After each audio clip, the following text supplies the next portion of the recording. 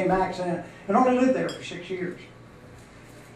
I did considerable study on the Southern language and realized that what we do is we take and add vowels to our language in the South.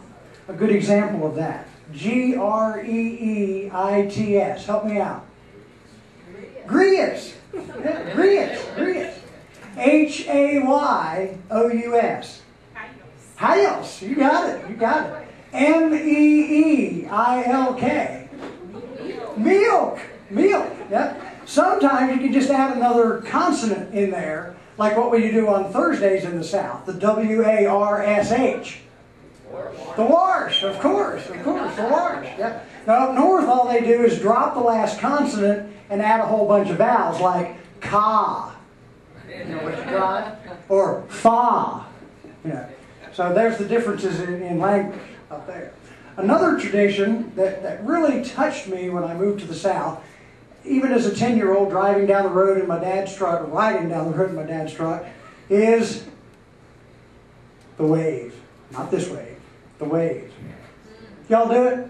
Y'all do it? Country roads, the wave. It's nice because, you know, the person that's waving to you doesn't know if you're Baptist, Catholic, Protestant, Democrat, Republican, gay, straight. They don't know. They're just, hey, how's it going? How's it going?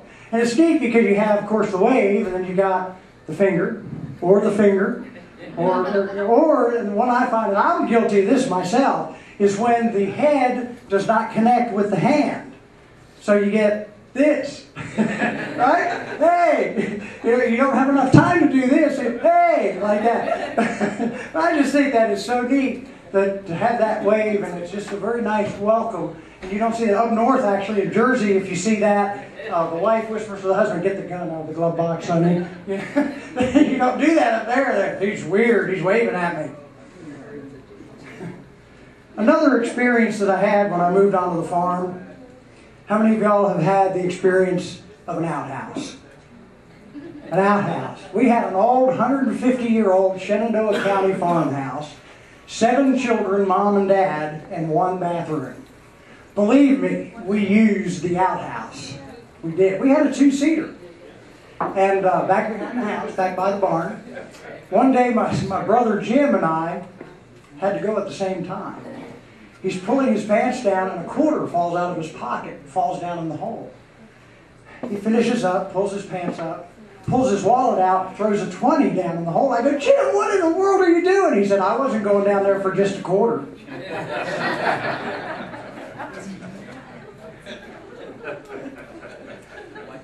Moving to a new school. Oh boy, the 10th grade. Now remember, this is 1963. 4th grade, we had recess, went out on the playground every day. The most fun game that everybody wanted to play was Civil War. Now remember, Jim and I in the 4th grade, we were the only 2 Yankees in the class. We did not win any battles. We did not. As a matter of fact, we spent most of our recess in the 4th grade in a Confederate prison camp.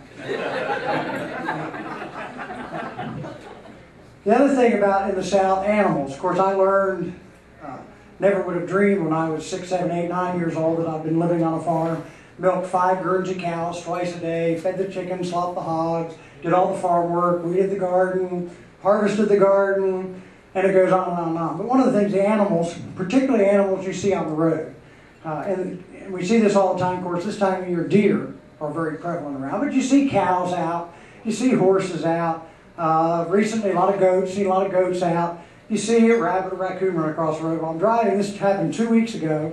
I'm driving from home in Alexander County on a Monday morning, 7 o'clock, just daylight out. And I go around a turn, and there in the middle of the road is a llama.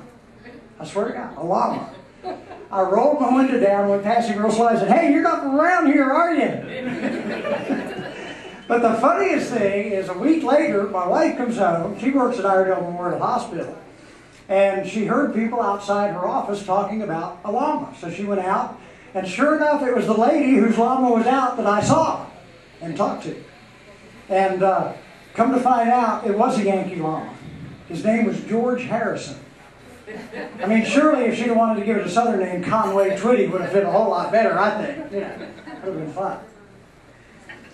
I'm going to step away from your typical stand-up comedy and do something that stand-ups aren't supposed to do. I'm going to tell some jokes. And the reason I'm going to do this is because I love to tell jokes.